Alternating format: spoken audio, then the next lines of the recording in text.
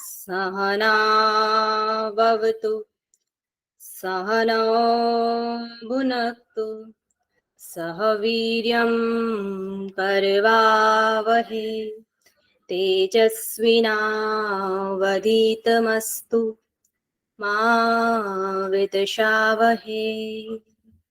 ओम शांति शांति शांति। मेरे साथ प्रतिज्ञा दोहराएं। मैं प्रतिज्ञा करती हूँ आजीवन यम नियम का पालन करूंगी। मैं प्रतिज्ञा करती हूँ विश्व में योग का पताका फहराऊंगी। मैं प्रतिज्ञा करती हूँ फर्स्ट टाइम में नेट जेआरएफ क्लियर करूंगी। मेरी संकल्प शक्ति सुदृढ़ है, पवित्र है, अबाध्य है।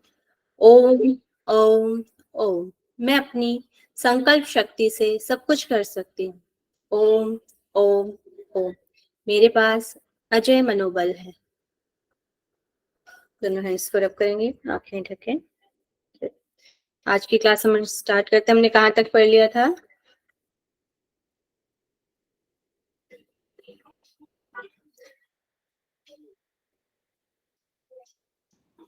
क्या कह रहे हैं?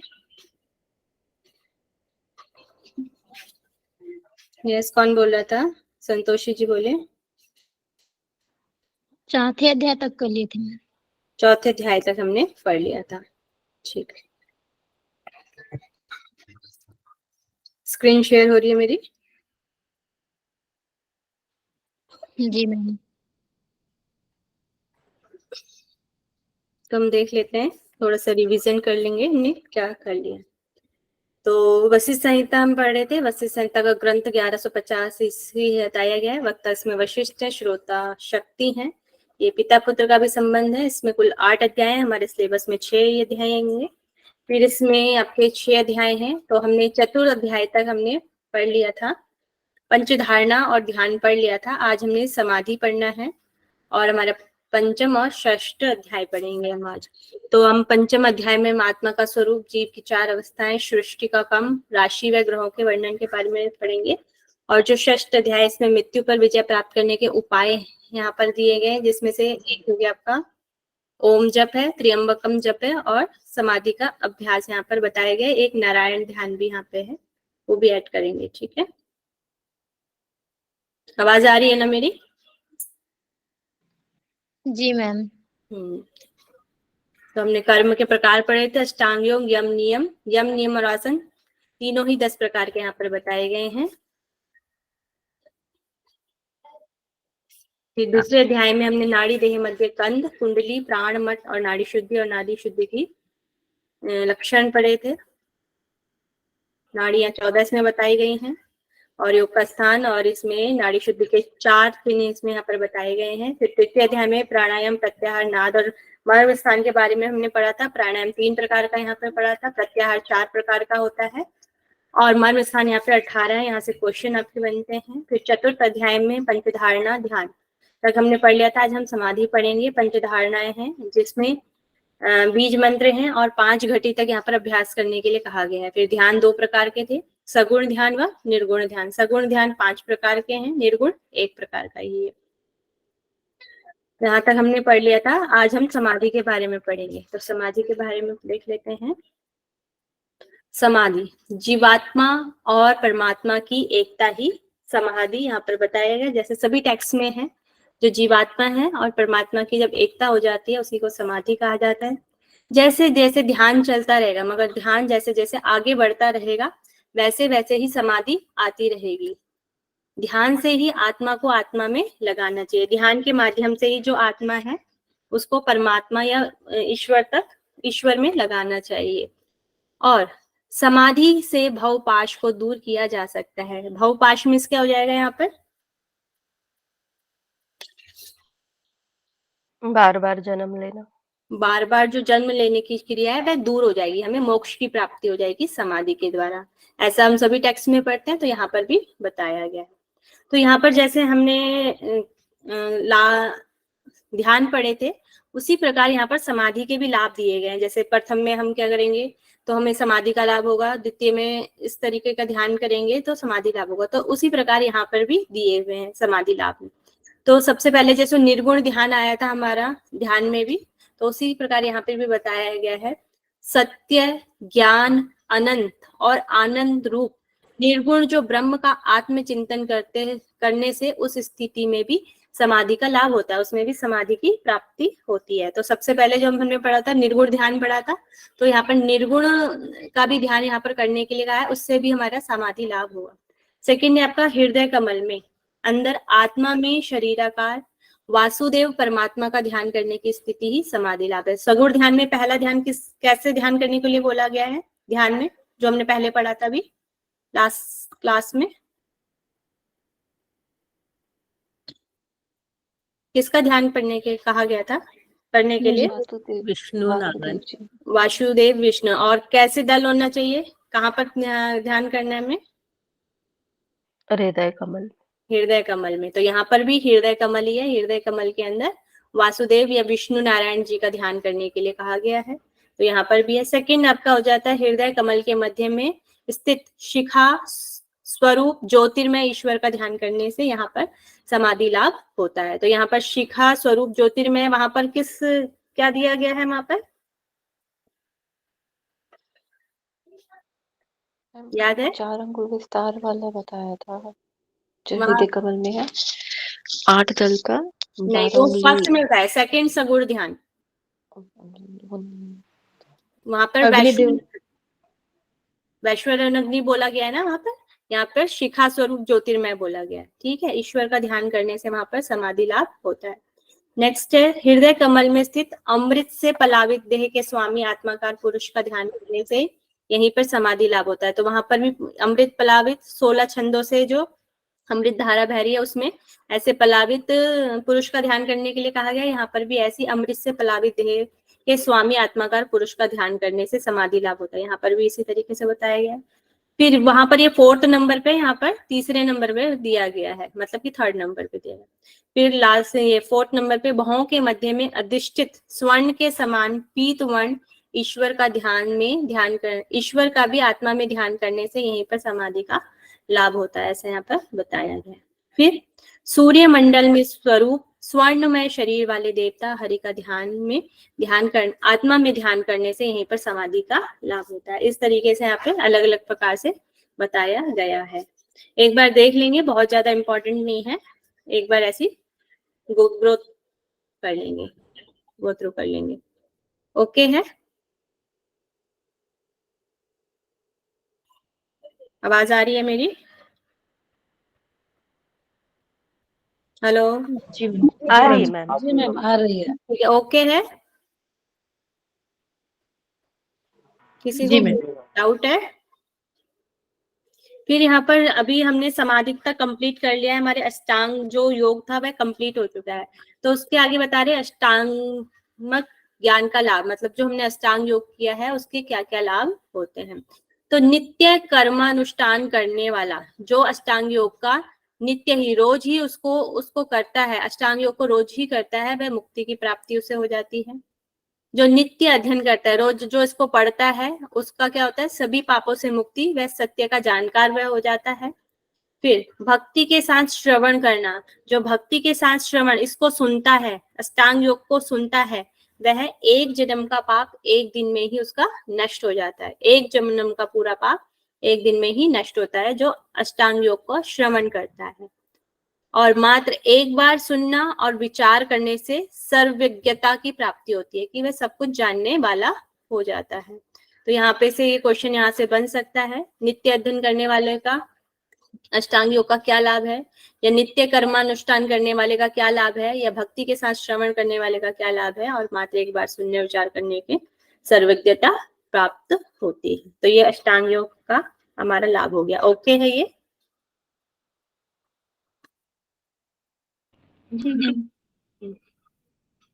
चलिए अब हमारे फिर यहाँ पे शक्ति फिर प्रश्न करते हैं हमने पिता से। पिता कौन है?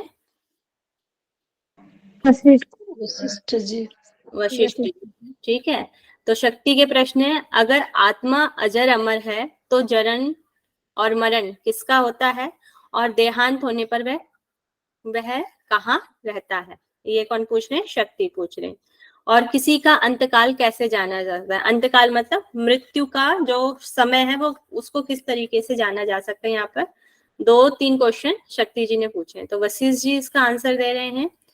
आत्मा जब देह में आती है तब इसे जीव नाम से जाना जाता है। जो आत्मा इस शरीर को धारण करती है तो वह जीव नाम से जाना जाता है। और विद्वानों के अनुसार जीव का ही जन्म और जीव का ही मरण होता है।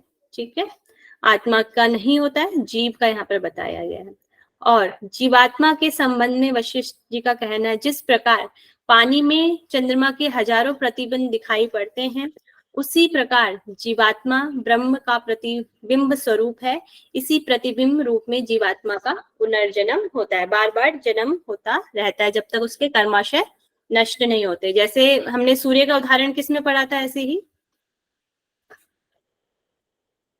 याद है आप लोगों को? शिव संहिता।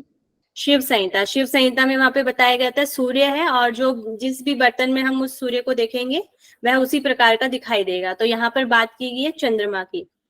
तो वशिष्ठ जी ने कहा है, जिस प्रकार चंद्रमा के हजारों प्रतिबिंब दिखाई पड़ते हैं, अगर हम जब चंद्रमा होती है अलग अलग बर्तनों में हम देखेंगे तो वह अलग अलग चंद्रमा हमें दिखाई पड़ता है। तो उसी प्रकार जो हमारे शरीर है वह घट हो गए, या जो हमारा बर्तन है वो है, और जो उसमें चंद्रमा दिखाई दे रहे हैं वो क्या होगी, सब में आत्मा जो होती है वो हो जाता है। तो उसका उदाहरण यहाँ पर दिया गया, जिस प्रकार पानी में चंद्रमा के हजारों प्रतिबिंब दिखाई पड़ते हैं, उसी प्रकार जीवात्मा ब्रह्म का प्रतिरूप स्वरूप है। मतलब उसी के जैसा ही स्वरूप है जीवात्मा जो है, और इसी प्रतिबिंब रूप जीवात्मा का पुनर्जन्म होता रहता है। बार बार वह जन्म लेती है और मृत्यु होती है, फिर पुनर्जन्म लेती है जब तक उसके कर्माशय नष्ट नहीं हो जाते। ठीक है, ओके स्लाइड।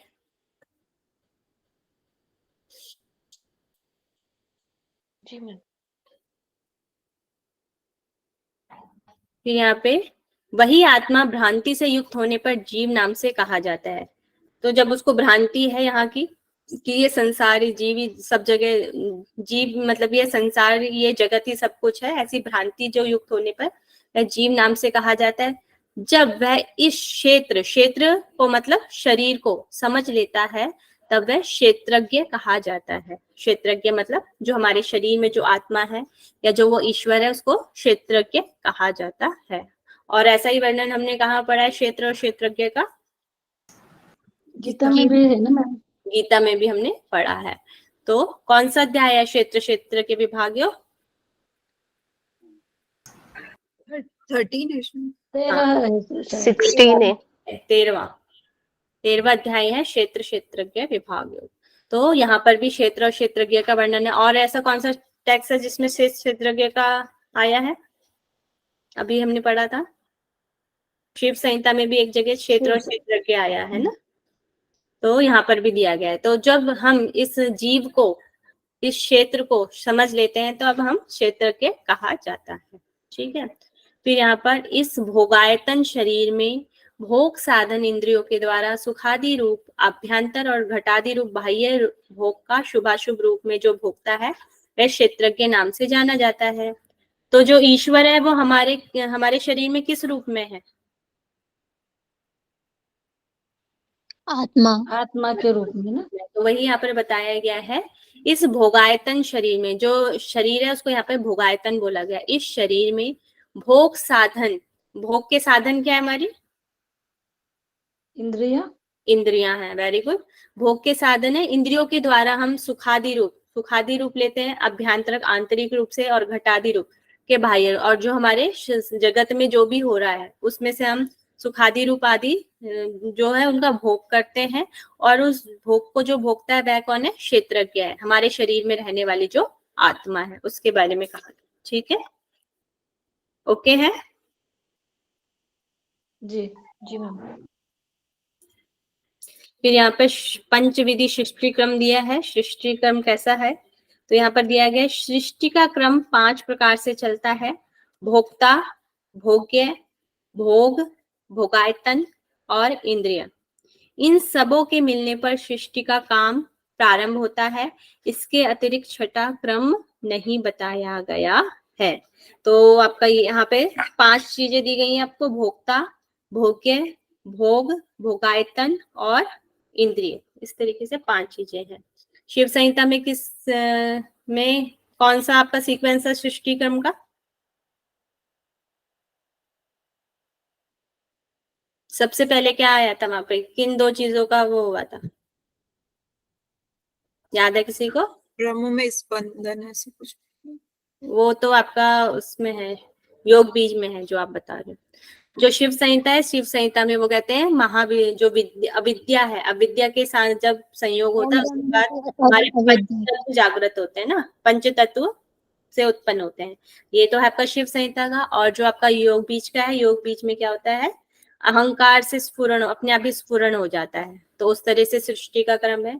यहाँ पे भी 5 प्रकार का सृष्टि क्रम दिया गया है, भोक्ता, भोग्य, भोग, भोगायतन और इंद्रिय। तो देख लेते हैं भोक्ता। भोक्ता कौन है? क्षेत्रज्ञ, जो हमारे शरीर में रहते हुए जो आत्मा है हमारे अंदर, उसको यहाँ पर क्षेत्रज्ञ कहा गया। भोक्ता को क्या कहा गया? क्षेत्रज्ञ कहा गया। भोग्य क्या है? विषय है, जिस चीज का हम उपभोग करते हैं, जैसे धन का और जो भी हमारी बाह्य जो जगत है, इसका जो हम भोग कर रहे हैं, पानी पी रहे हैं, खाना खा रहे हैं, जो भी हम भोग कर रहे हैं वह हो जाएंगे सारे आपके विषय। फिर भोग, भोग मतलब क्रिया, जो भी हम कार्य कर रहे हैं वह क्या हो जाएगा, ये जो भी हम कर्म कर रहे हैं वह क्या हो जाएगा, भोग हो जाएगा। और किसके द्वारा हो रहा है ये सब? भोगायतन। भोगायतन मतलब शरीर के द्वारा हो रहा है। और इंद्रिया क्या है? भोग का साधन है, जिनके माध्यम से हम भोग करते हैं। ये सारी चीजें होंगी, 5 चीजें होगी, भोक्ता, भोग्य, भोग और भोगायतन और इंद्रिया। ये सृष्टि का क्रम है।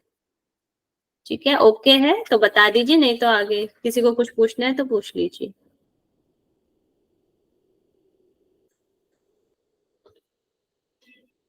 ओके है,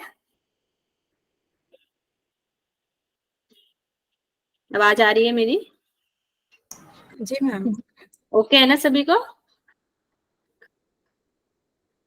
फिर यहाँ पर जीव की 4 अवस्थाएं दी गई हैं, जागृत, स्वप्न, सुषुप्ति और तुरिया। ये 4 अवस्थाएं जीव की होती है, ऐसा वशिष्ठ मानते हैं। तो जागृत अवस्था, स्वप्न अवस्था, सुषुप्ति अवस्था और तुरिया अवस्था, ये जीव की यहाँ पर 4 अवस्थाएं बताई गई हैं। तो जीवात्मा जिसमें स्थूल विषयों का प्रत्यक्ष भोग करता है। प्रत्यक्ष भोग मतलब आपको पता होगा हमारे कितने शरीर होते हैं? त्रिशरीर। 3 शरीर। और स्थूल जो शरीर होता है उसमें क्या, कौन से तत्व आते हैं? चलिए इससे तो अभी हम आगे। तो जीवात्मा जिसमें स्थूल विषयों का प्रत्यक्ष भोग करता है, जो ये शरीर है, इससे जो हम प्रत्यक्ष भोग करते हैं, जो भी हम संसार में व्यवहार वगैरह करते हैं, वह सब स्थूल विषयों में आ जाते हैं। तो जीवात्मा जिसमें स्थूल विषयों का प्रत्यक्ष भोग होता है, उसे यहाँ पर जागृत अवस्था कहा गया है। ठीक है, जगत आदि में जो भी व्यवहार होता है वह होगी आपकी जागृत अवस्था। स्वप्न अवस्था जिसमें विषयों की अनुपस्थिति रहते हुए भी भोग करता है।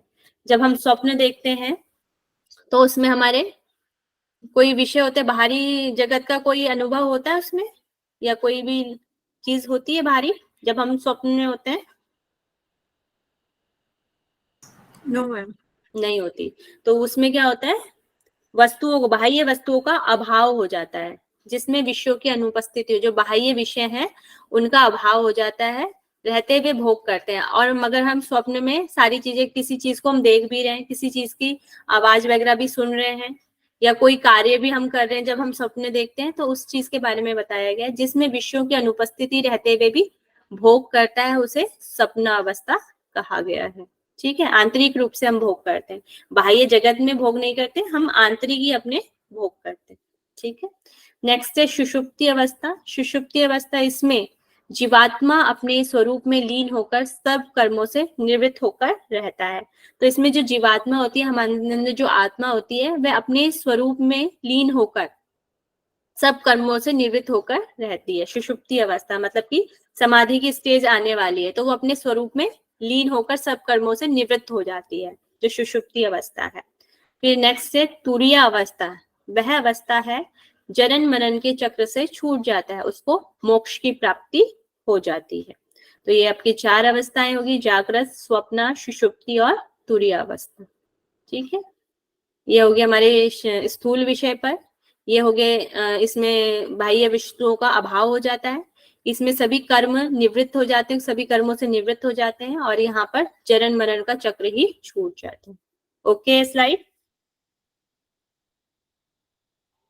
जी मैम। नेक्स्ट अभी हम जीव के बारे में पढ़ेंगे। तो जीव किस तरीके से बनता है, पहले इसको हम देख लेते हैं। तो हमारा जो शरीर होते हैं, 3 प्रकार के शरीर होते हैं। एक तो स्थूल बॉडी होती है, जो फिजिकल बॉडी जिसे हम कहते हैं। स्थूल शरीर में क्या हो जाता है, इसको अन्नमय कोश भी होता है इसमें। तो स्थूल शरीर, पंच जो महाभूत है उसको हम स्थूल शरीर कहते हैं। कौन कौन से हमारे पंच महाभूत हैं? आकाश, वायु, जल, पृथ्वी, अग्नि। अग्नि, ये पंच जो हमारे पंच महाभूत होते हैं, ये हमारे स्थूल शरीर होता है। फिर है यहाँ पर सूक्ष्म शरीर। सूक्ष्म शरीर में 3 कोश आ जाते हैं, प्राणमय, मनोमय और विज्ञानमय कोश। मगर जो सूक्ष्म शरीर है, कोई यहाँ पर इसके 17 पार्ट बताता है, कोई इसके 19 पार्ट बताता है। यहाँ पर देख लेंगे, ये आपका बुक में ऐड नहीं है, ये केवल समझाने के लिए यहाँ पर बताया जा रहा है। तो इसमें 5 ज्ञानेंद्रियां, 5 कर्मेंद्रियां, 5 प्राण, 1 मन और 1 बुद्धि। ये इस तरीके से भी सूक्ष्म शरीर होता है। और 19 प्रकार, कहीं कहीं पे 19 प्रकार का भी बताया गया। तो 5 ज्ञानेंद्रियां इसमें आ जाएंगी, 5 कर्मेंद्रियां और 4 मन, बुद्धि, चित्त, अहंकार हो जाएगा और 5 तन्मात्राएं होती हैं। तो ये हो जाता है आपका सूक्ष्म शरीर। और फिर नेक्स्ट होता है कारण शरीर। सत, रज, तम के कारण जो होता है, चेतन, अवचेतन और अचेतन मन के जो अवशेष होता है, अतृप्त इच्छाओं और वासनाओं का यह कोश होता है और अगले जन्म का निमित्त बनता है। तो हमारे जितने भी कर्माशय हैं, ये यहाँ पर ऐड हो जाते हैं, जो हमारे साथ अगले जन्म में चले जाते हैं। ठीक है, तो ये हो गया आपका स्थूल, ये सूक्ष्म और कारण शरीर। तो इस तीनों का मिलकर जीव बनता है। ये हो गया यहाँ पर पंच तत्व हो गए। फिर यहाँ पर इसमें ज्ञानेंद्रिया, कर्मेंद्रिया, प्राण, मन, बुद्धि सब आ जाएगा। और फिर ये है कारण शरीर, जिसमें हमारे कर्माशय बंध चले जाते हैं अगले जन्म के लिए। जो इन कर्माशय को बांध लेता है या खत्म कर लेता है, फिर उसका जन्म नहीं होता। ठीक है, ओके, स्लाइड। Yes ma'am. फिर यहाँ पर आत्मा का स्वरूप है। हमारे 3 स्वरूप थे, स्थूल, सूक्ष्म और कारण। तब यहाँ पर बता रहे हैं, शरीर पात होने पर सूक्ष्म लिंग शरीर, जो मतलब कि इसको हम कारण शरीर भी बोलते हैं, परिमित रूप मतलब कि अपने छोटे आकार में, हमारे शरीर में छोटे आकार में परिमित रूप से सदैव रहने वाला आत्मा का वायु रूप अथवा तेजो रूप में वास करता है। इसके वायु रूप में होता है और एक तेजो रूप में प्रकाशमय होता है हमारे शरीर में। जीव नाम से वही आत्मा सर्वज्ञ लिंग देह के साथ रहता है और पुण्य व पाप के कारण वही अन्य देह को धारण करता है। मतलब कि उसके कर्माशय बनते जाते हैं और अगले जन्म जो भी उसने पाप और पुण्य किए उसके कारण उसको देह को धारण करना पड़ता है, शरीर को धारण करना पड़ता है। तो यहाँ पर जो आत्मा का जो रूप दिया है वह वायु रूप और तेजो रूप है। और हमें जो टेक्स्ट है उसमें क्या मिलता है, वायु आत्मा का स्वरूप कैसा है? नित्य है, गुणी है, कालों के भी काल, ऐसा कुछ है। ये तो उसकी विशेषताएं हैं, उसका माप कितना है, कैसा है? ज्योति स्वरूप। मात्र परिणाम वाला। क्या कह रहे हैं, दोबारा बोलिए। अंगुष्ठ मात्र हृदय में निवास करते हैं। हृदय में निवास बताया गया है और अंगुष्ठ मात्र बताया गया, और यहाँ पर वायु रूप और तेजो रूप यहाँ पर बताया गया, इसका ध्यान रखेंगे। जीव शरीर के साथ रहने वाली आत्मा होती है, जो जीव होता है। कर्म के पूर्णतः क्षय होने पर जीव इसी प्रकार जन्म मृत्यु के चक्कर में घूमता रहता है। जब तक उसके कर्मों का पूर्णतः क्षय नहीं हो जाता, पूर्णतः वे खत्म नहीं हो जाते हैं जब तक उसके कर्म, तब तक वह मृत्यु और जन्म और मृत्यु के चक्कर में घूमता रहता है। कर्म के क्षय हो जाने पर आत्मा की शुद्धि होती है, आत्मा शुद्ध हो जाती है और इस शुद्धता से ही आत्मा का ज्ञान होता है। यहाँ पे होता है कर लीजिए। तो इस शुद्धता से ही आत्मा का ज्ञान हो जाता है, मोक्ष की प्राप्ति हो जाती है। तो ये हो गया आपका आत्मा का स्वरूप, कैसे देह धारण करती है दूसरी, ये बताया गया है। फिर नेक्स्ट है, नेक्स्ट शक्ति जी ने क्वेश्चन किया था, मृत्यु सूचक लक्षण से शरीर का अंतकाल कैसे जाना जा सकता है, कि हम शरीर का अंतकाल को कैसे जान सकते हैं। तो ध्यान योग से मृत्यु सूचक लक्षण से शरीर का अंतकाल जाना जा सकता है और मुक्ति प्राप्त की जा सकती है। तो ध्यान योग के, जब हम ध्यान योग करेंगे उसके द्वारा ही हम अंतकाल को जान सकते हैं, हमें पता चल जाता है कि हमारी मृत्यु कब होने वाली है। तो ये क्वेश्चन यहाँ से बन सकता है, वशिष्ठ संहिता के अनुसार मृत्यु सूचक लक्षण शरीर को अंतकाल कैसे जाना जाता है। कुछ भी दे सकते हैं, समाधि से, ध्यान से, धारणा से। तो यहाँ पर क्या है आपका क्वेश्चन आंसर क्या है, ध्यान योग से जाना जा सकता है। ओके है स्लाइड। जी मैम। फिर यहाँ पे कुछ श्रेष्ठता के क्रम दिए गए हैं, क्योंकि देह नाश हो रही है यहाँ पर, जब हमारी मुक्ति हो जाती है फिर हम दोबारा जन्म लेते हैं, तो वो जन्म किस रूप में होता है। तो वहां पर श्रेष्ठता दी है, देह नाश होने पर शरीर मिलना दुर्लभ होता है। तो किस प्रकार से हमें शरीर मिलता है वह भी यहाँ पर बताया गया है। तो प्राणी मात्र में श्रेष्ठ कौन है, देहधारी। देहधारी कौन है, जिन्होंने भी शरीर धारण किया है। कोई भी जीव जंतु हो सकता है, मनुष्य हो सकता है, जितने भी हमें यहाँ जीव जंतु और सारी चीजें दिखाई देती है, वे सब क्या है, देहधारी। देहधारी जिन्होंने शरीर को धारण किया है। प्राणियों में श्रेष्ठ देहधारी, जिन्होंने शरीर को धारण किया है। देहधारियों में श्रेष्ठ कौन है, बुद्धिजीवी। देहधारियों में से भी सारे ही श्रेष्ठ नहीं है, उनमें से भी बुद्धिजीवी हैं। बुद्धिजीवी कौन है, मनुष्य। मनुष्य। तो बुद्धिजीवियों में से जो मनुष्य है वो श्रेष्ठ है, और मनुष्यों में भी जो श्रेष्ठ है वह ब्राह्मण है। ब्राह्मणों में भी जो श्रेष्ठ है वह विद्वान है। विद्वानों में भी जो श्रेष्ठ है वह दृढ़ बुद्धि वाले हैं, जो संकल्प लेते हैं और उसको पूरा करते हैं। मतलब कि तो विद्वानों में भी दृढ़ बुद्धि वाले हैं, मतलब कि हमें नेट की परीक्षा को पास करना है तो उसके लिए हम पहले संकल्प लेंगे तो तभी हम आगे कर पाएंगे। और दृढ़ बुद्धि वालों में से भी क्रियावान, क्रियावान जो है वो श्रेष्ठ है। एक तो हमने संकल्प ले लिया कि हमें ये चीज करनी है, मगर उस संकल्प को पूरा करने वाले ऐसे पुरुष, ऐसे देहधारी भी होने चाहिए जो क्रियावान हो, जो क्रिया से अपने कार्य को पूर्ण करते हो। ऐसे व्यक्ति को श्रेष्ठ कहा गया।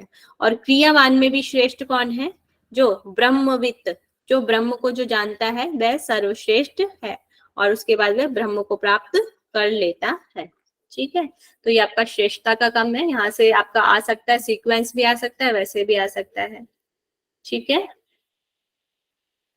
नेक्स्ट फिर कह रहे हैं मृत्यु के समय को कैसे जाना सकता है। अभी हमने थोड़ी देर पहले भी पढ़ा था, यहाँ पे थोड़ा सा अलग है। शरीर के बाहरी और भीतरी चिन्हों से मृत्यु समय को जाना जा सकता है। काल को जानने वाले श्वासों की गणना के द्वारा भी मृत्यु को जान लेते हैं। जो काल को, मतलब समय को अच्छे से जो जानते हैं, वे अपनी श्वासों की गणना के माध्यम से भी मृत्यु को जान लेते हैं। शरीर के बाहरी लक्षण, जब हमारी मृत्यु आने लगती है तो शरीर के बाहरी लक्षण क्या होते हैं,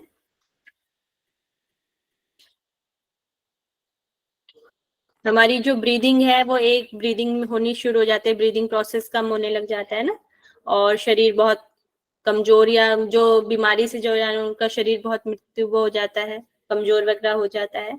ये हो जाएंगे आपके बाहरी लक्षणों में।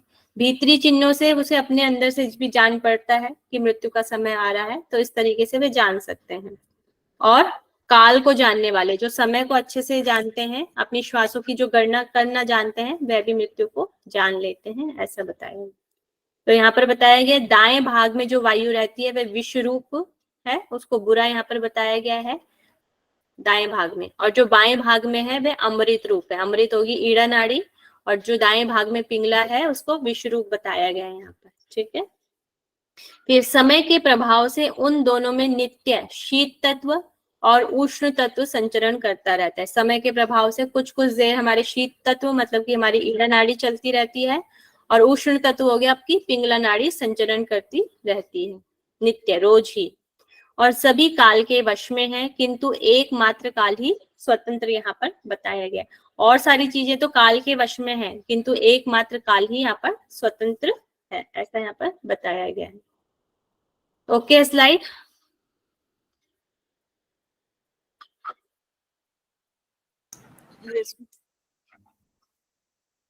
फिर यहाँ पर कुछ समय दिया गया है, यहाँ से क्वेश्चन आपका बन सकता है। तो यहाँ पर भी श्वासों की बात चल रही थी हमारे, जो श्वासों की जान लेता है, तो उसके आगे बताया गया है जो हमारी 60 श्वासें होती हैं, 60 श्वासों का, जो हम श्वास ले रहे हैं उसका एक प्राण बनता है। जब हम 60 श्वास ले लेंगे तो उसका क्या बनेगा, एक प्राण बनेगा। और इसी तरह जब 6 प्राण हो जाएंगे तो 6 प्राणों की एक घटिका बनेगी, ठीक है। और एक घटिका में कितने होते हैं, मिनट होते हैं? 24। 24 तो 24 घटिका होती है। और 5 घटिका, ऐसे ही 5 घटिका होगी तो एक राशि मतलब 2 घंटे का समय जो होता है वह हो जाता है। और ऐसे ही 12 राशियां एक दिन बनाती हैं जिसमें 24 घंटे होते हैं। और एक दिन, ऐसे ही 30 दिन का एक मास बनता है, एक महीना बनता है, मंथ बनता है। और 2 मास की एक ऋतु बनती है। जैसे हम आयुर्वेद में भी देखते हैं, जैसे हमारे 2 मास हैं, जैसे माघ और फागुन, 2 मास हो गए आपके, 2 महीने हो गए। इन 2 महीनों से एक आपकी ऋतु बनती है, तो होगी आपकी शिशिर। चैत्र और वैशाख, इससे क्या बनती है, वसंत। तो ऐसे ही जो 2 मास होते हैं, 2 महीने होते हैं, उनसे एक ऋतु बनती है। तो हमारी टोटल होती है 6 ऋतुएं, ठीक है। तो 12 के अनुसार 6 ऋतुएं हो जाती हैं। ऐसे ही 2 मास में एक ऋतु और 3 ऋतुओं का एक अयन बनता है, ठीक है। तो 3 जैसे ऋतु होगी, शिशिर, वसंत और ग्रीष्म, इनसे क्या बन जाता है, एक अयन बन जाता है। इसको अयन बोल जाता है। जैसे उत्तरायण जो काल होता है, अदान काल भी उसे बोला जाता है, उसका एक अयन बनता है। और फिर ऐसे ही 6 जब ऋतु हो जाती हैं तो उसको एक वर्ष कहा जाता है। तो जैसे ये शिशिर, वसंत, ग्रीष्म और वसंत और शरद और हेमंत, जो ये हो जाएगी आपकी ऋतु। ऐसे ही जब ये 6 ऋतु होती हैं, इनसे मिलकर एक वर्ष बनता है। तो ये आपके काल की गणना यहाँ पर हो गई है। फिर यहाँ पर बताया गया 100 वर्ष की आयु उत्तम मानी गई है, ठीक है। ऐसे ही 100 वर्ष का वर्णन हमें और कहाँ मिलता है, ईशावास्य में। ईशावास्य उपनिषद में भी दिया है ना। ईशोवास्य ने 100 वर्ष की आयु वहां पर मानी गई। फिर यहाँ पर बता रहे हैं आगे, ग्रहों के साथ 12 राशियों में प्रतिदिन श्वास चलता रहता है।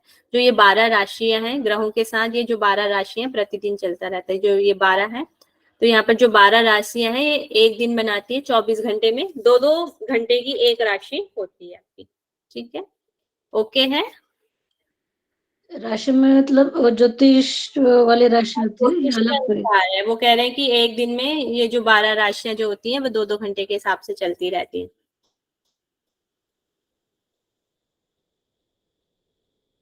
ओके है।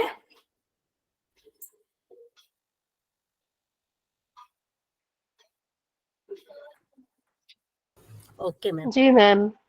तो आगे हैं 12 राशियां। ये 12 राशियां बताएंगे कौन कौन सी है। मेष, वृषभ, मिथुन, कर्क, सिंह, कन्या, तुला, वृश्चिक, धनु, मकर, कुंभ, मीन। ये क्या है, आपकी 12 राशियां यहाँ पर बताई गई हैं। ये राशियों के बारे में तो आप जानते ही होंगे, है ना। जी मैम। हाँ, तो ये 12 राशियां हैं। तो ये 12 राशियां, मेष आदि जो राशियां क्रमशः चल मतलब जो मतलब कि मूवेबल होती हैं।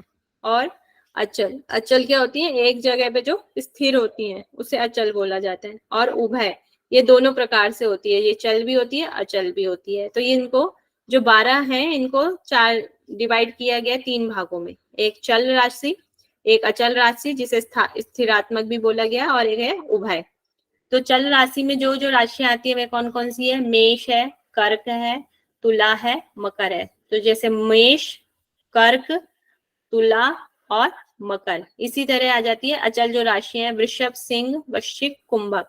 तो ये एक एक गैप के बाद है ये। तो यहाँ पे आ जाएगा वृषभ, वृषभ के बाद सिंह, सिंह के बाद वृश्चिक, वृश्चिक के बाद हो गया आपका कुंभ। ये होगी आपकी अचल राशियां। और उभय, उभय में आ जाएगी आपकी मिथुन, मिथुन के बाद आ जाएगी कन्या, कन्या के बाद आ जाएगी धनु, और धनु के बाद आ जाएगी मीन। इस तरीके से यहाँ पर राशियां बताई गई हैं, चल, अचल और उभय स्वरूप वाली। ओके है।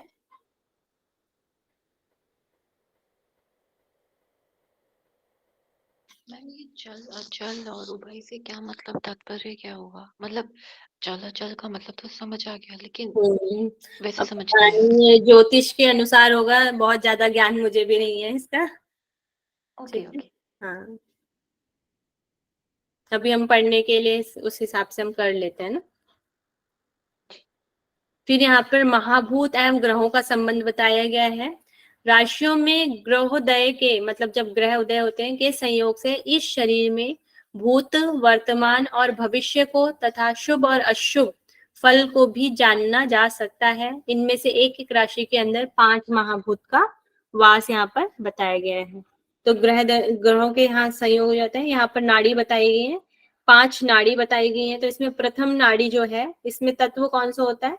वायु तत्व वाली होती है। जो दूसरी नाड़ी है, दूसरी नाड़ी अग्नि तत्व वाली होती है। तीसरी नाड़ी इसको पृथ्वी तत्व वाला कहा गया है। चौथी नाड़ी जल तत्व वाली कही गई है और 5वीं नाड़ी आकाश तत्व वाली कही गई है। फिर यहाँ पर वायु भी बताई गई है। जो हमारी जैसे नॉस्ट्रल होती है, नॉस्ट्रल में किधर की साइड कौन सी वायु चलती है ये भी बताया गया है। तो वायु जो वायु तत्व वाली होती है वह नाक के एक तरफ वायु में चलती है। जैसे आपका ये नॉस्ट्रल है,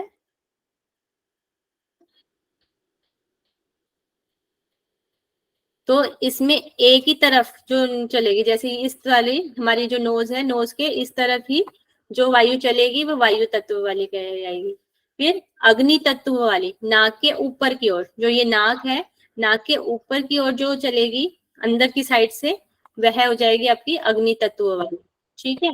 और फिर ये पृथ्वी तत्व वाली है, नाक के दोनों ओर चलेगी। ये नाक के इस साइड भी चलेगी और इस साइड भी चलेगी, तो ये हो जाएगी पृथ्वी तत्व वाली।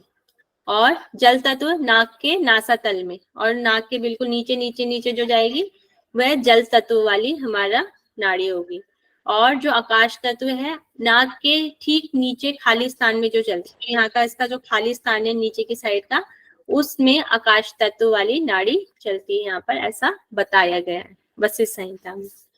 तो यहाँ पर वायु तत्व नाक के एक साइड, अग्नि तत्व नाक के दोनों साइड, पृथ्वी नाक के दोनों ओर चलती है। और नाक के जल तत्व जैसे जमीन में बहता हुआ जल जाता है, उससे याद कर सकते हैं। तो नाक के नासातल में नीचे की साइड जो चलती है वह जल तत्व हो जाएगा। और नाक के ठीक जो खाली स्थान है, यहाँ पर आकाश तत्व चलता है।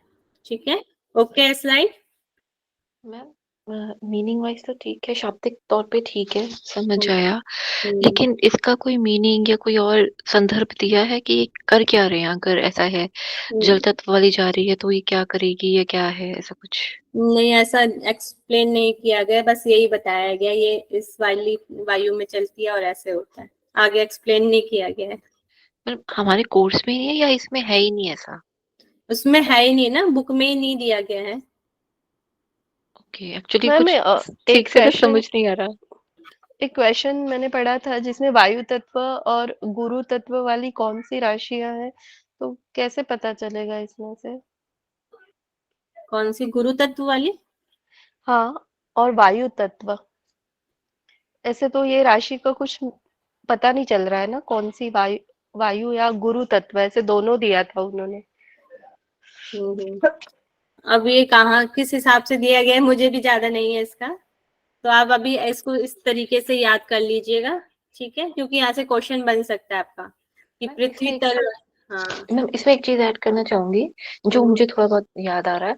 हम्म। इसमें जो वायु होती है, वायु को गुरु मानते हैं, बृहस्पति। वायु को बृहस्पति मानते हैं। जी, एस्ट्रोलॉजिकली तो ये कहते हैं। और एक दो पॉइंट्स मैंने और लिखे थे इसके अंदर, वो पेपर नहीं मिल रहा मुझे। आई शेयर, जैसे मुझे मिलेगा आई शेयर। ओके, ठीक है, आप शेयर कर देना। और यहाँ पे तो ये अभी नॉस्टल की बात कर रहे हैं, जो हमारे वायु तत्व वगैरह है, अभी नॉस्टल में किधर की तरफ वायु चलेगी, तो वो वाले तत्व बताए गए हैं और वो बताया गया है कौन सी वायु चलती है। तो आप इसको लर्न कर लेंगे कि नाक की एक तरफ चलती है तो वो वायु तत्व है, नाक के ऊपर की ओर चल रही है तो वो अग्नि तत्व है, नाक के दोनों साइड चल रही है तो वो पृथ्वी तत्व है, नाक के नासातल में चल रही है तो वो जल तत्व है, और नाक के बीचों बीच खाली स्थान में चल रही है तो वह आकाश तत्व है। ठीक है। जी मैम। फिर यहाँ पे राशि और ग्रह, यहाँ से क्वेश्चन भी आपका आ चुका है एक बार। जो वायु तत्व है उसके कौन कौन से ग्रह हैं, गुरु और राहु हैं। इसको ट्रिक से याद कर सकते हैं, इनमें दोनों में ही ऊ की मात्रा आई है, गुरु में भी और राहु में, तो ये हो गया आपके वायु तत्व। नेक्स्ट है आपका अग्नि तत्व। अग्नि तत्व में शुक्र और मंगल, इसका ट्रिक है, उत्तेजना वाले ग्रह हैं, दोनों ही उत्तेजित होने वाले, शुक्र भी और मंगल ग्रह भी, तो ये अग्नि तत्व हो गया। पृथ्वी तत्व हो गया आपका बुध और रवि। ये क्या है, पृथ्वी के सबसे पास वाले ग्रह हैं बुध और रवि, तो इस तरीके से इसको याद कर सकते हैं। और जो जल तत्व है, जल तत्व में आ जाएगा आपका चंद्र और शनि, दोनों ही ठंडे ग्रह हैं, चंद्र और शनि। आकाश तत्व के साथ कोई भी ग्रह नहीं है और कोई भी ग्रह साथ नहीं रहता, ऐसा यहाँ पर बताया गया। तो ये आपके 5 तत्व हो गए, उनमें कौन कौन से ग्रह हो गए ये बताया गया। ठीक है, ओके है।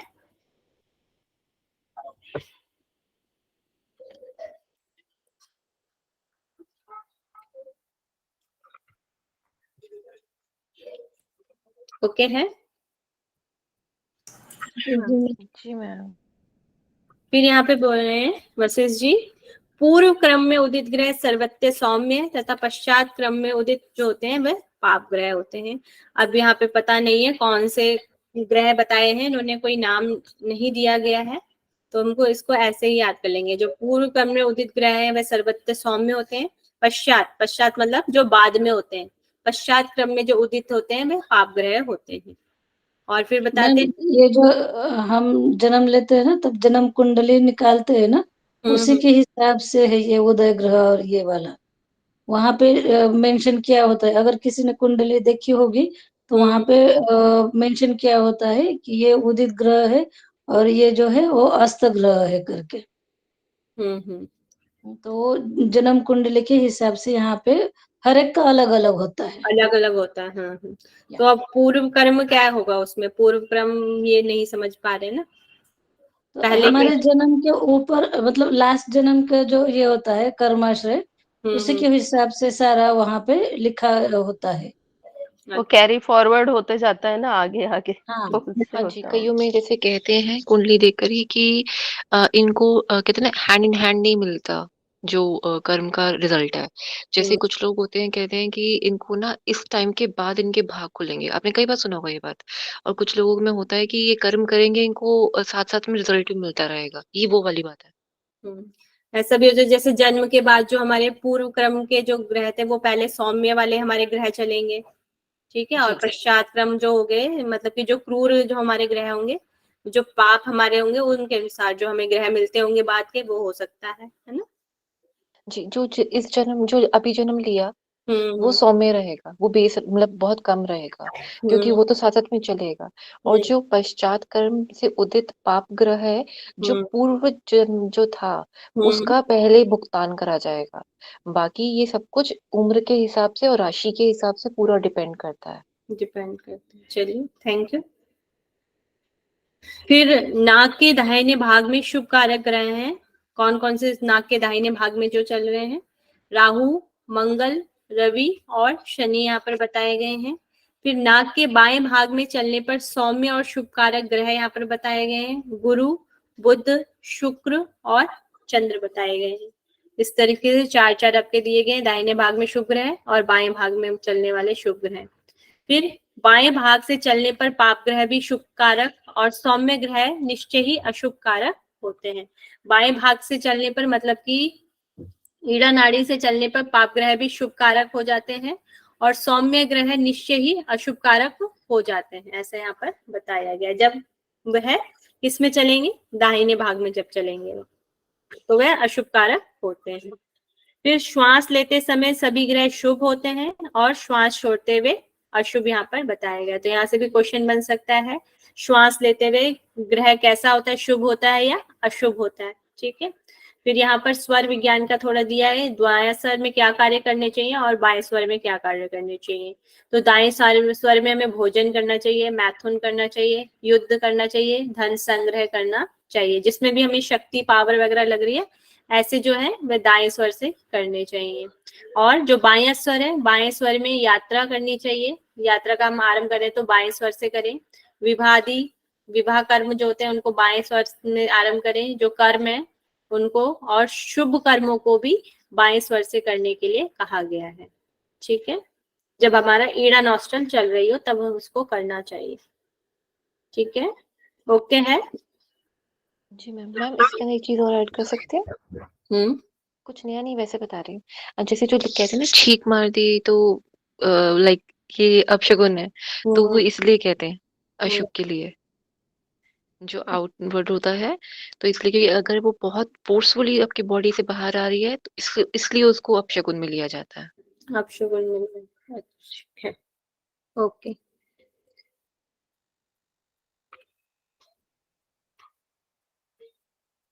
फिर यहाँ पर वायु के अनियमित होने के कुछ परिणाम दिए गए हैं। तो ये हमारी जो 12 राशियां हैं उनके हिसाब से अगर उनमें वायु अनियमित हो जाती है उसके परिणाम यहाँ पर बताए गए हैं। प्रथम राशि में जो अगर वायु अनियमित होगी तो चित्त विक्षेप होगा और उद्देश्य में सफलता नहीं मिलेगी, यहाँ पर बताया गया है। और नेक्स्ट है द्वितीय राशि। द्वितीय राशि में तत्कालीन धन की हानि और दुख प्राप्त होता है। तृतीय राशि में यात्रा दुखद यात्रा होती है वायु के अनियमित होने पर। फिर जो चतुर राशि में धन का नाश हो जाता है। पंचम राशि में रास्ता भूल कर भटक जाता है, भटक जाना, इस तरीके से यहाँ पर बताया गया है। छठी राशि में कठिनाई आएगी आपको। सातवीं राशि अनियमित होने पर रोग होंगे। आठवीं राशि में मृत्यु होगी। नौवीं राशि में बुद्धि का नाश हो जाएगा। 10वीं राशि में शारीरिक कष्ट होंगे और 11वीं राशि में मित्र का नाश होगा और 12वीं राशि में सब काम बिगड़ जाते हैं। ऐसे यहाँ पे राशियां दी गई हैं और उनके वायु के अनियमित होने के परिणाम यहाँ पर दिए गए। एक बार आप देख लीजिएगा, बहुत ज्यादा इंपॉर्टेंट तो नहीं है, बस एक बार गो थ्रू कर लीजिएगा। इन राशियों में पंच महाभूतों के स्थान और वायु संचारों में विपरीतता होने पर सभी प्राणियों को भय होता है तथा राजा को भी संताप होता है। मतलब कि ये जो इन राशियों में पंच महाभूत के स्थानों और वायु के संचारों में, जो वायु है ईड़ा नाड़ी और पिंगला नाड़ी जो हमारे स्वर विज्ञान है, उसमें विपरीतता होने पर सभी प्राणियों को, चाहे वह राजा भी क्यों ना हो, उसको भी संताप होगा और उसको भी भय लगता है इन ग्रहों से, इन राशियों से और ये जो आपके स्वर विज्ञान है उनसे। तो उससे राजा भी नहीं बच पाएगा, यहाँ पर ऐसा दिया गया है। ठीक है, ओके है।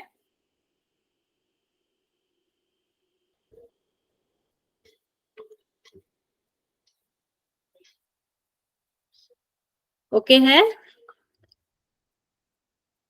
जी मैम। जी मैम।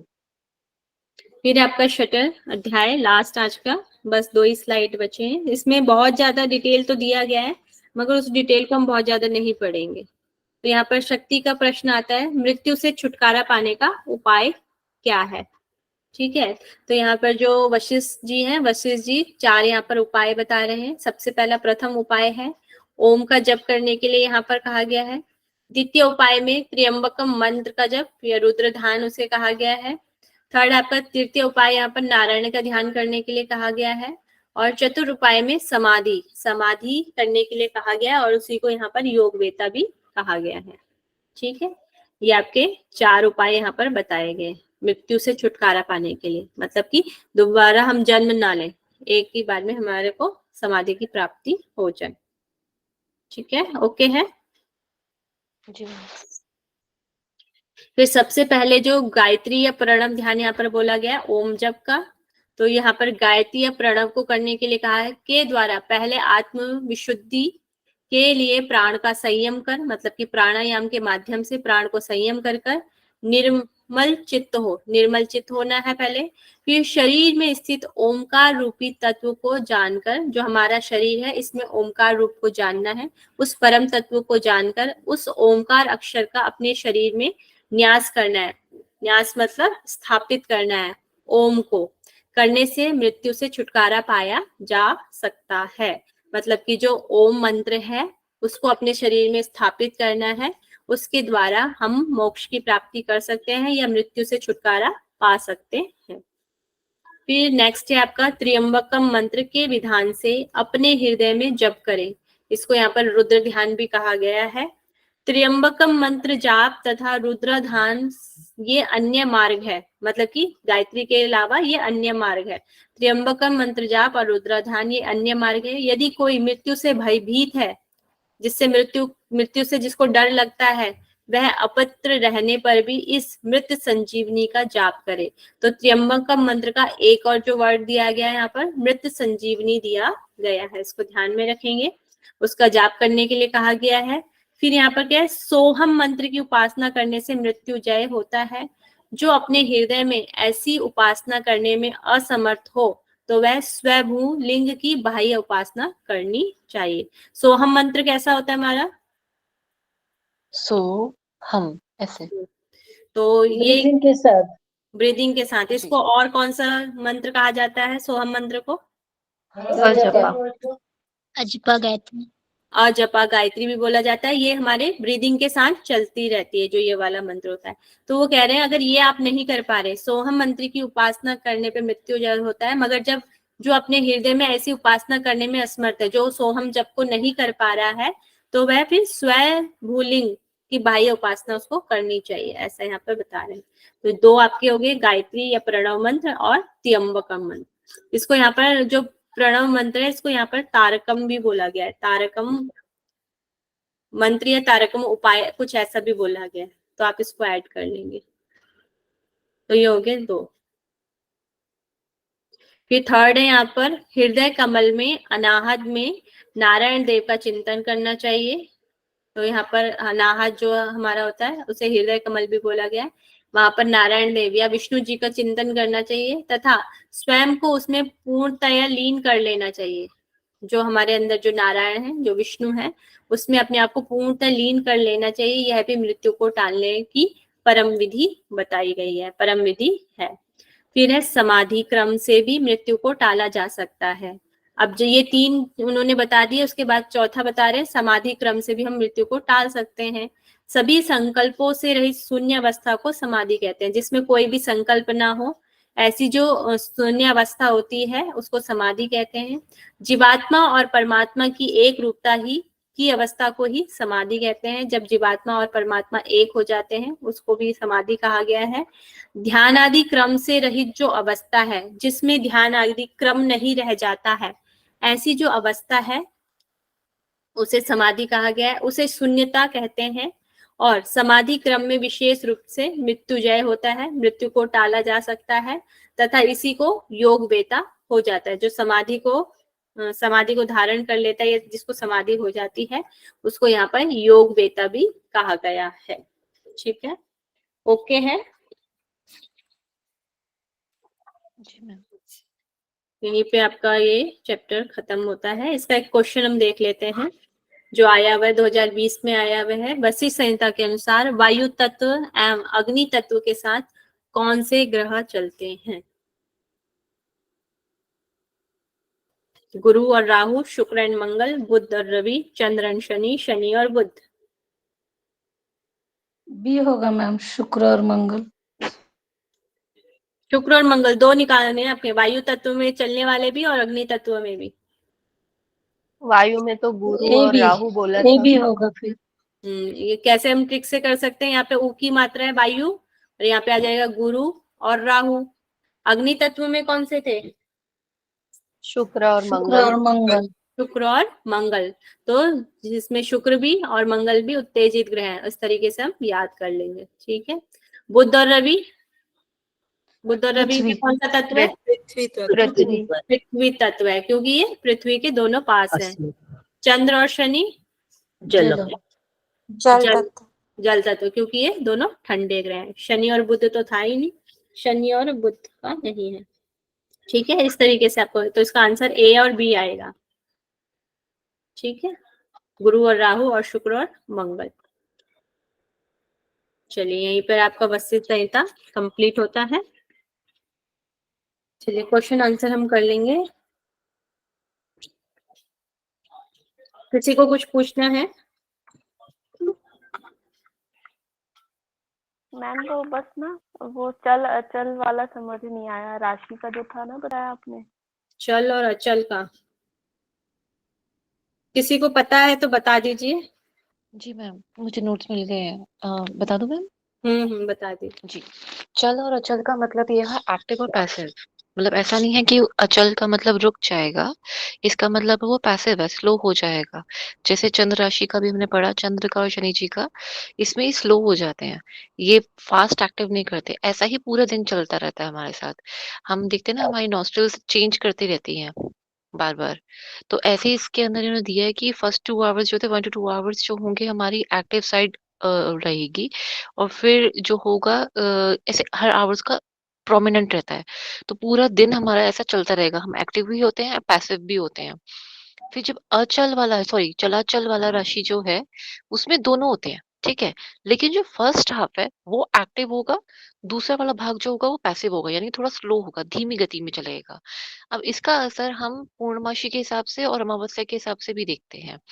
जब अमावस्या आती है, कईयों में आप देखेंगे जो लोग पागल होते हैं, जो मेंटली डिस्टर्ब होते हैं, या बहुत ज्यादा जिनका चंद्रमा बहुत ज्यादा बिगड़े हुए साइड पे होता है, या कहें नीच में है, उसको नीच वर्ड यूज करते हैं। तो जब हम ऐसा किसी का देखते हैं तो देखेंगे कि उनका जो है ना वो बहुत पैसिव स्लो सोचेंगे, एक ही बात को सोचते रहेंगे, एक ही जगह पे पड़े रहेंगे, मूढ़ अवस्था में रहेंगे, वो इस चीज से निकल नहीं पाते। तो हम इसलिए कहते हैं ना, थोड़ा सा आप काम कीजिए, उनसे काम करवाइए, या कुछ एक्टिविटी करवाइए, या कुछ धमक वाले गाने सुनाइए उन्हें। तो उसका कहने का मतलब ये होता है कि हम चलाचल राशि मीन्स हम उनकी ब्रीदिंग को थोड़ा सा एक्टिव बनाएं, ताकि वो उस फेज से बाहर निकल सके। ये तो मैं थोड़ा प्रैक्टिकली जोड़ के बताने की कोशिश कर रही हूँ, ठीक है। तीसरी बात इसके अंदर एक और आती है, जो चलाचल राशि वगैरह जो होता है, जिसमें दोनों चीजें इकट्ठे होती है, ये सबसे अच्छी चीज होती है जिनको करना होता है मेडिटेशन, ये फेज। इसलिए जब पूर्णमासी आती है या अमावस्या आती है, दैट फेज, उस दिन, मतलब वो जो दिन होता है, या वो रात, I'm सॉरी, वो जो रात होती है वो बहुत ज्यादा अच्छी और बहुत ही ज्यादा स्ट्रॉन्ग नाइट होती है। इस दिन पागल लोग और पागल होते हैं, बुद्धिमान लोग और बुद्धिमान होते हैं, उन्हें किसी न किसी चीज का रहस्य मिलता है। जो साइंटिस्ट लोग होते हैं वो और ज्यादा गूढ़ावस्था में चले जाते हैं, मतलब बिल्कुल ही शांत हो जाएंगे, किसी से बात नहीं करेंगे, अपने काम में और ज्यादा चले जाएंगे। इस तरह से होता है। और जो लोग बहुत एक्टिव होते हैं, हम देखेंगे कुछ ज्यादा ही पार्टी वगैरह करेंगे, या कुछ लोग जो थोड़े से डिप्रेस्ड होते हैं वो और डिप्रेस्ड हो जाएंगे। तो ये चलाचल राशि के अंदर ये रहता है, ये फेज होता है, जो सा फेज उस टाइम पे डोमिनेंट चल रहा था, मतलब जो पहले के 15 डेज में जो डोमिनेंट चल रहा था, वैसे हम देखते हैं शुक्ल पक्ष और कृष्ण पक्ष। आप इससे भी इसको रिलेट कर सकते हो। ये थोड़ा सा लंबा है चीज को समझाने के लिए, पर आप थोड़ा सा इस चीज को अभी जो शाब्दिक तौर पे बोला और जो अभी बताया रिकॉर्डिंग में है, तो आप उसको एक बार फिर से सुनेंगे, आपको समझ आ जाएगा मैंने क्या बोला, ठीक है। और पानी ओके। इसलिए बोलते हैं क्योंकि पानी से काफी हमारी बॉडी पे बहुत इफेक्ट पड़ता है। जब भी अमावस्या हो या सॉरी पूर्णमासी हो, तब पानी का भाव हमारी बॉडी के अंदर कम नहीं होना चाहिए, और उसका कंट्रोल हमारे ऊपर पूरा पूरा होना चाहिए। ये इसके अंदर मेजरली बात की गई है इसके अंदर। इसके अलावा एक पॉइंट और था, शुभ अशुभ में चलाचल, अचल, एक्टिव, पैसिव। हाँ जी, घटी के हिसाब से। जब हम अपनी घटी के हिसाब से हम अपना कहते हैं ना कि आपने कोई शुभ कार्य करना है, तो हमें इस वाली नॉस्ट्रल से इन करना है और इस वाली नॉस्ट्रल से आउट करना होता है।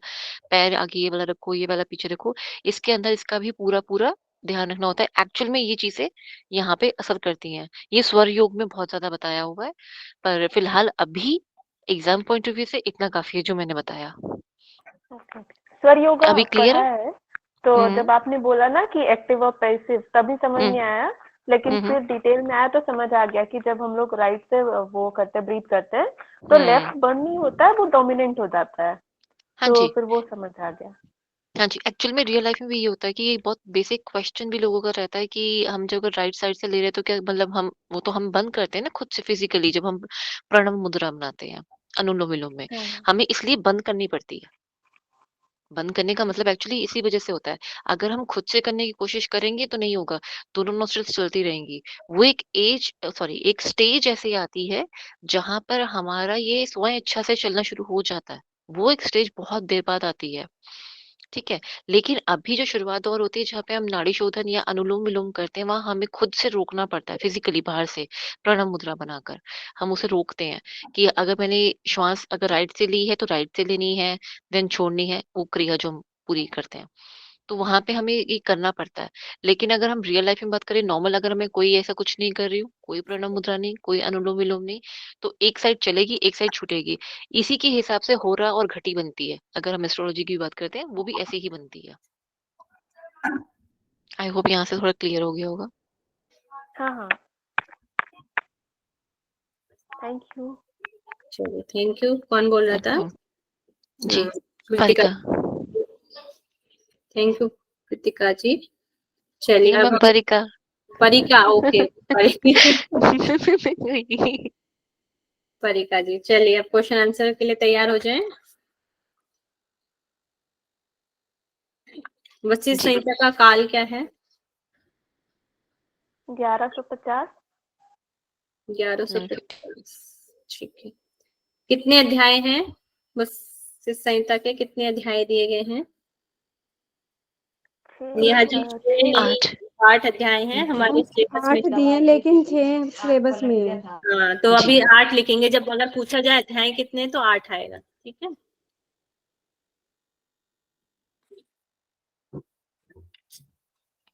नेक्स्ट मुझे बताएंगे योगाख्यान वाले कौन से विषय हैं?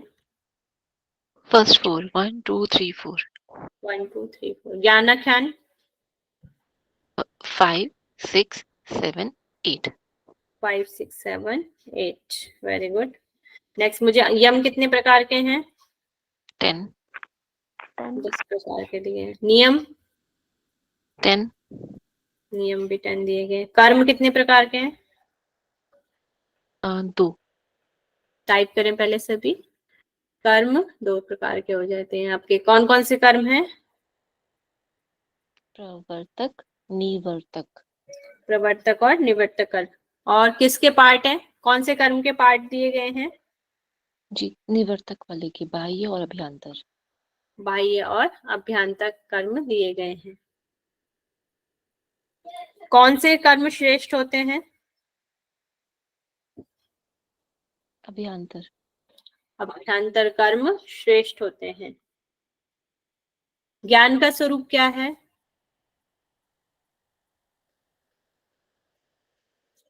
ज्ञान का स्वरूप क्या है? हरगुण अरोड़ा जी बताएं। योग। कौन सा योग? ज्ञान योग ही योग का स्वरूप है। अष्टांग योग। अच्छा, सॉरी। मति? मति यम है या नियम है?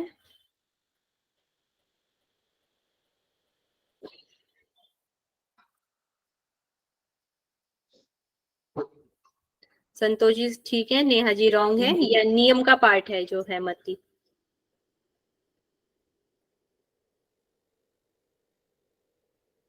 मिताहार किसका पार्ट है? मिताहार क्या है? यम नियम? यम है। चलिए ठीक।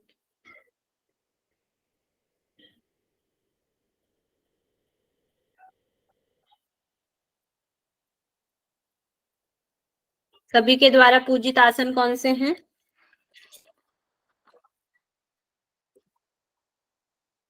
सभी के द्वारा पूजित आसन कौन से हैं? सिंहासन, संतोषी वर्मा जी के लिए सिंहासन। और कौन सा आसन है?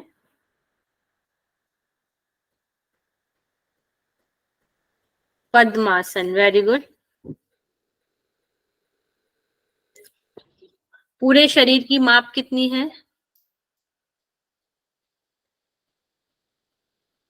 96 अंगुल। देह मध्य से नाभि कितने अंगुल ऊपर है? 9 अंगुल ऊपर बताई गई है। जो हमारे शरीर में नस नाड़ियां हैं, उनके लिए क्या एग्जाम्पल दिया गया है? किस तरीके से वो दिखती हैं?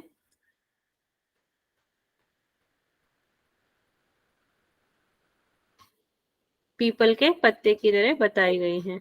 Very good. काल का भक्षण करने वाली नाड़ी कौन सी है? काल का भक्षण करने वाली नाड़ी कौन सी है?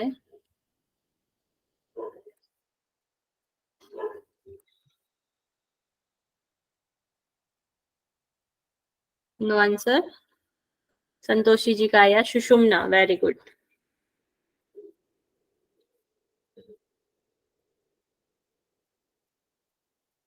नाड़ी शुद्धि के लक्षण, कोई भी रेज योर हैंड।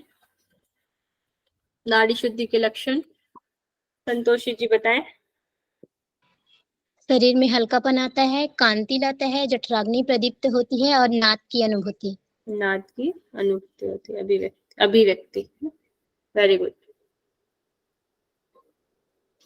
ओम को उपनिषदों में क्या कहा गया है?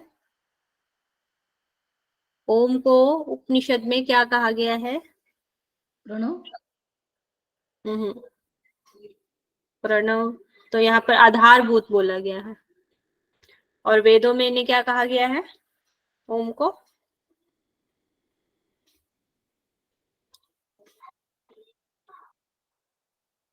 स्वर कहा गया है। Very good. नेक्स्ट मुझे बताएंगे कनिष्ठ प्राणायाम का। कनिष्ठ प्राणायाम कैसा होता है, उसमें क्या लक्षण आता है कनिष्ठ प्राणायाम में?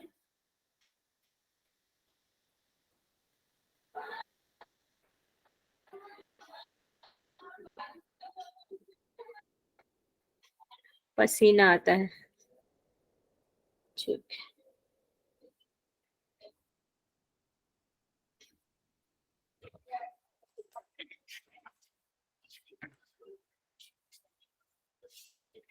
इसमें कौन कौन से कुंभक बताए गए हैं? वशिष्ठ संहिता में कौन कौन से कुंभक बताए गए हैं?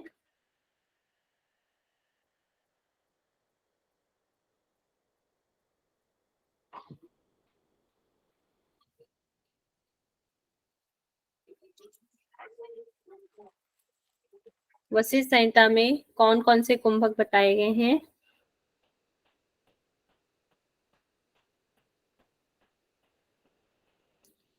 दो, कौन कौन से?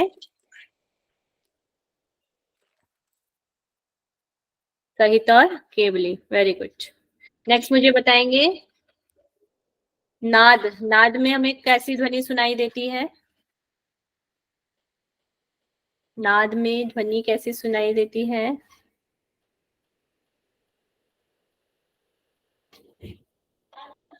Raise your hand. Santoshi ji आगे शंख, मेघ और झरने की। झरने की ध्वनि सुनाई देती है। Very good. चलिए नेक्स्ट बताएंगे प्रत्याहार। प्रत्याहार कितने प्रकार के होते हैं?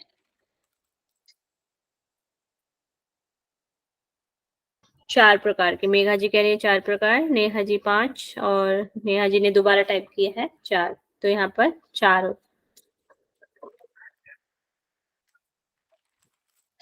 ब्रह्म की प्राप्ति कराने वाला प्रत्याहार कौन सा है? ब्रह्म की प्राप्ति कराने वाला प्रत्याहार कौन सा है? उत्तम प्रत्याहार बताया गया है। बंधन और मोक्ष का कारण क्या है? बंधन और मोक्ष का कारण क्या है अष्टांग योग में से?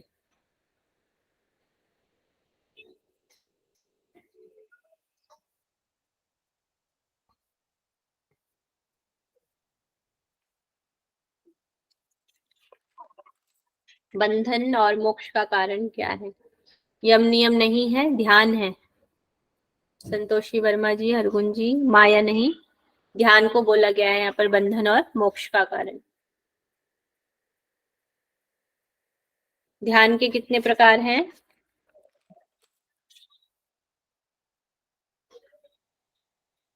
2 प्रकार यहाँ पर बताए गए हैं।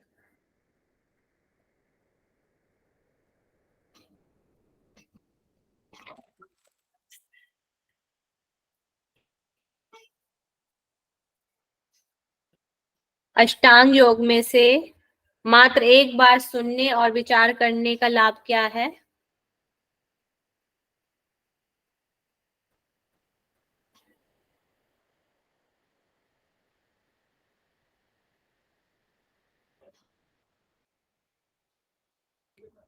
पापों का नाश, सर्वज्ञता की प्राप्ति।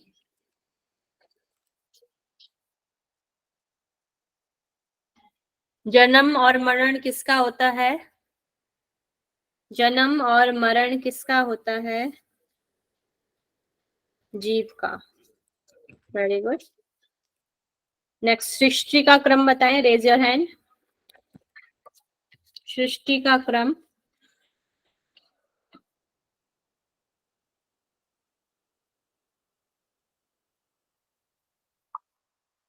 संतोषी जी बताएं। भोक्ता, भोग्य, भोग, भोगायतन और इंद्रिय। भोक्ता, भोग्य, भोग, भोगायतन, इंद्रिय। Very good. भोक्ता क्या है? आत्मा है। यहाँ पर उसको क्षेत्रज्ञ बोला गया है ना, क्षेत्रज्ञ। और आपका इंद्रिय, इंद्रिय क्या है? भोग के साधन है ना। भोग के साधन बताए गए। चलिए, ये भी ठीक है। मृत्यु के शरीर के लक्षण अंतकाल को कैसे जाना जा सकता है? किसके माध्यम से जाना जा सकता है अंतकाल को? ध्यान के माध्यम से। संतोषी वर्मा जी का आंसर आया है। Very good. ब्राह्मणों में कौन श्रेष्ठ है? ब्राह्मणों में कौन श्रेष्ठ है?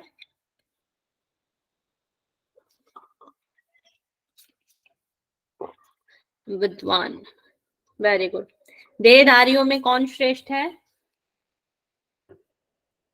देहधारियों में कौन श्रेष्ठ है? बुद्धिजीवी। संतोषी जी का आंसर है बुद्धिजीवी। Very good. 2 मास का क्या बनता है? 2 महीनों का क्या बनता है?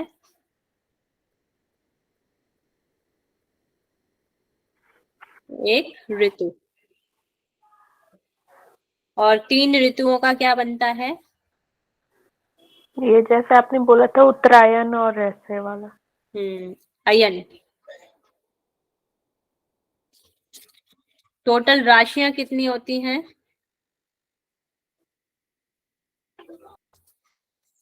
12 राशियां होती हैं। चल राशि कितनी होती है? चल राशियां कितनी हैं? 4 राशियां। पृथ्वी तत्व में वायु कहाँ चलती है? नाक के किस साइड चलती है? पृथ्वी तत्व में वायु कहाँ चलती है? तो संतोषी जी का है दोनों, दोनों साइड्स में आएगा। नाक के ऊपर की ओर तो अग्नि तत्व में चलती है कोमल जी, और ओके। दोनों साइड।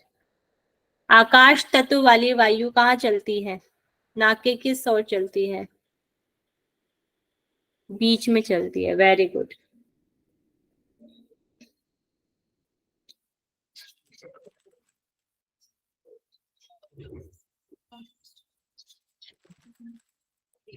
मृत्यु से छुटकारा पाने के कितने उपाय हैं? 4 उपाय। पहले उपाय में क्या आता है?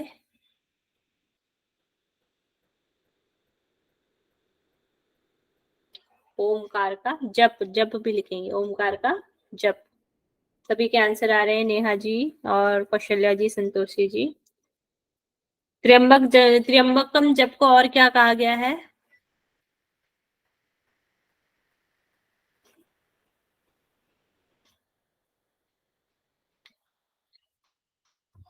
महामृत्युंजय।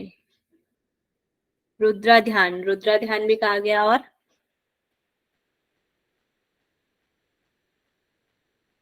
रुद्राध्यान। महासंजीवनी, ठीक है, संजीवनी भी कहा गया। Very good. थर्ड ध्यान कौन सा है?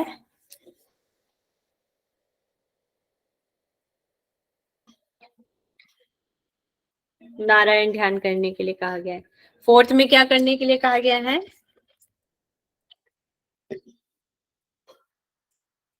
समाधि करने के लिए कहा गया है।